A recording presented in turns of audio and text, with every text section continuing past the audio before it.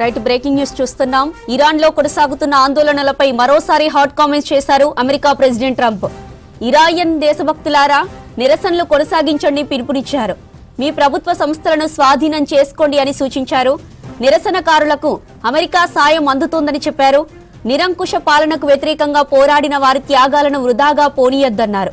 నిరసనకారులపై అర్థం లేని దాడులు చేస్తున్నా ఏ ఒక్కరిని వదిలిపెట్టమని హెచ్చరించారు. అలాగే ఇరాన్ అధికారులతో అన్ని సమావేశాలు రద్దు చేసుకుంటున్నట్లు చెప్పారు ట్రంప్.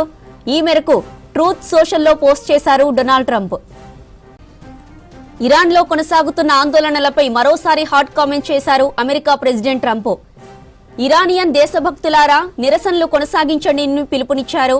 మీ ప్రభుత్వ సంస్థలను స్వాధీనం చేసుకోండి అని సూచించారు. నిరసనకారులకు అమెరికా సాయం అందుతుందని చెప్పారు.